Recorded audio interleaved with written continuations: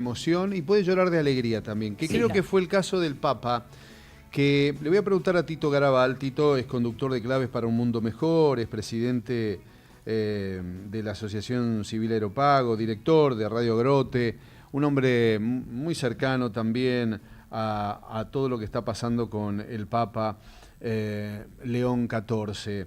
Y ayer me parece que se le cayó una lágrima, ¿no? En el balcón. Tito, ¿qué tal? Buenas tardes.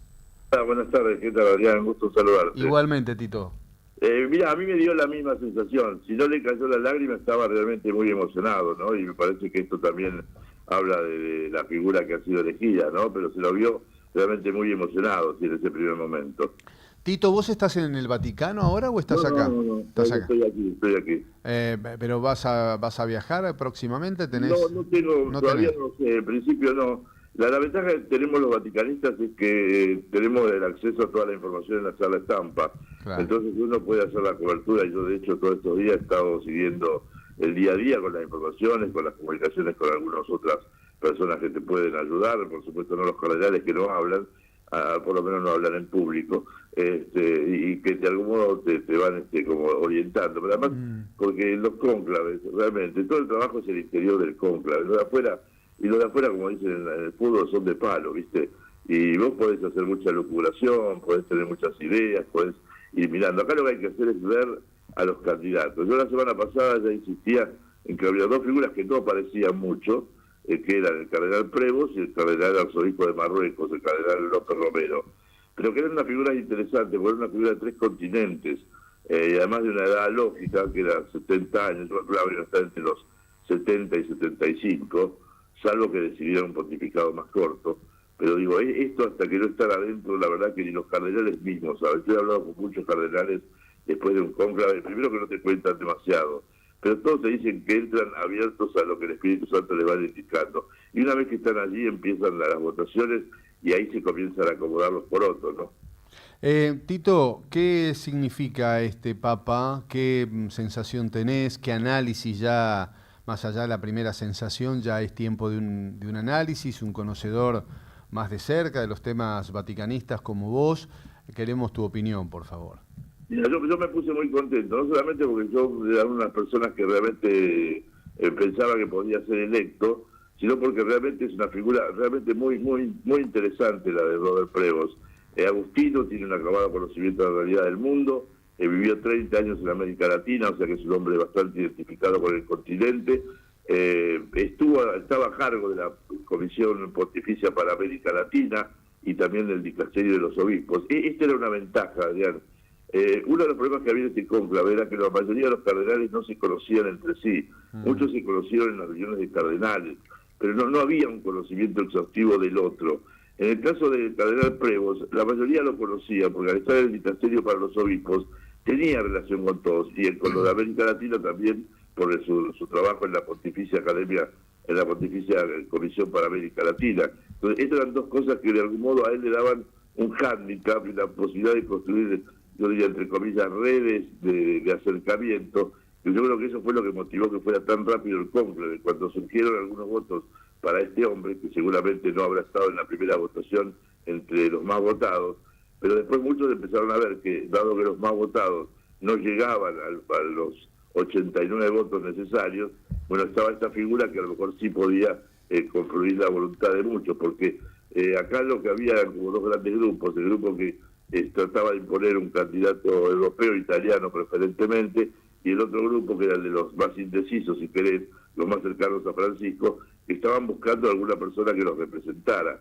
Y me parece que ahí se vio la figura de este hombre, que, insisto, a mí me causó muy grata impresión, primero porque por quién es, por su trayectoria, segundo porque cuando escuché el nombre que había elegido, para mí también fue toda una maravilla, ¿no? Se había hablado de un Pablo VII, se había hablado de un Juan XXIV, y sin embargo el cardenal Prevost lo que hizo fue elegir a León XIV, y León XIV es una figura particular porque de algún modo está marcando el ensamble con León XIII, que fue el gran papa de finales del siglo XIX, principios del siglo XX, y que se lo conocía como el Papa de los Trabajadores, y además el hombre que impulsó la renovación de la doctrina social de la Iglesia. Entonces, obviamente, el elegir este nombre le está marcando que el pontificado va a estar centrado en la doctrina social de la Iglesia y obviamente en la opción preferencial por los pobres, con el agregado... Garabal, lo saluda Jorge Alperín. Hola, Jorge. Estaba pensando que se ha señalado que este nuevo Papa implica una continuidad con ese enfoque justamente de la doctrina social de la Iglesia y de alguna manera una derrota de los sectores más tradicionalistas. ¿Esto le parece que los va a poner más en alerta a estos sectores? ¿Va a ser más difícil conseguir que acompañen?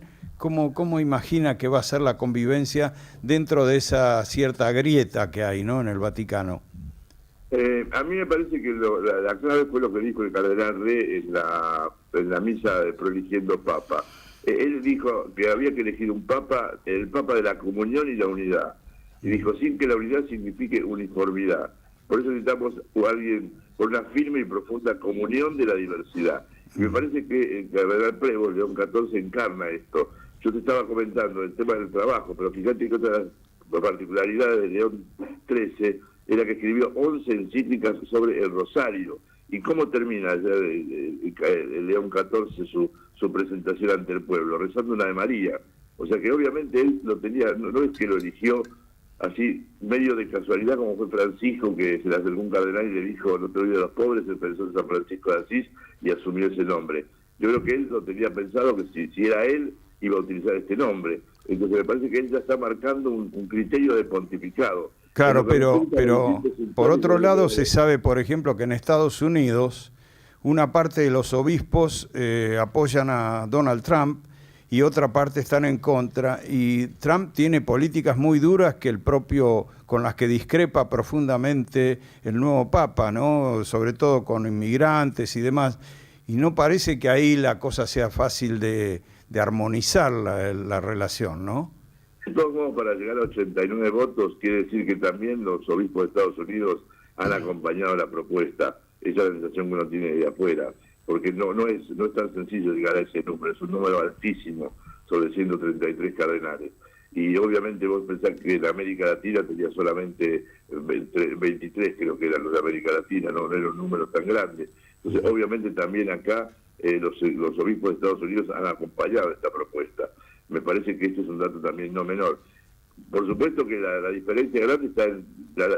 Francisco, la última carta que le mandó a los obispos de Estados Unidos era precisamente cuestionando las deportaciones masivas.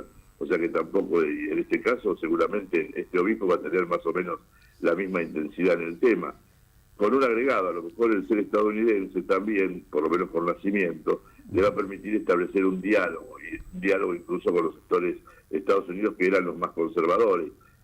Tal vez los más los que pretendían mayor apertura eran los alemanes, y ahí va a haber que trabajar también. A mí me parece que es un hombre del consenso, de la unidad, que va a ir tratando de acompañar a los distintos grupos, y al principio yo creo que todos le van a dar el hándicap del acompañamiento. Y además, Tito, si Dios le da vida como a Francisco, por ejemplo, va a ser un papado de 20 años, o sea, va a ser un papado extenso, porque es joven. Claro, a mí eso me llamaba la atención también. Una de las cosas que yo me llamaban eran las edades. Cuando hablaban de un cardenal de 65 años, yo decía, me parece un poco mucho, porque no creo que los cardenales quieran un pontificado tan largo como el de San Juan Pablo II, que pensá que llegó con 58 años de edad. Entonces, de todos modos, este es el más joven de los últimos, pero tiene una edad lógica de 70 años, no es una edad menor. Entonces, pero llega con 6 años menos que Bergoglio y con 7 menos que Ratzinger. Tito, gracias, te mando un abrazo grande. Al contrario, gracias Noriega por el llamado y a disposición siempre lo que pueda tratar de acompañar, pero la verdad que es una buena elección. Lo que pido es que no lo empecemos a comparar, que si usa esto, que si hace lo otro, que si vive acá, que si vive allá. Sí, pero es inevitable, Tito, al principio, después ya nos vamos a calmar. Pero empezamos a entenderlo y después de entenderlo veamos cómo sigue. Un abrazo grande, gracias. Tito Garabal, vaticanista, conductor de Claves para un Mundo Mejor y director de Radio Grote. Nunca es tarde. Adrián Noriega por Nacional.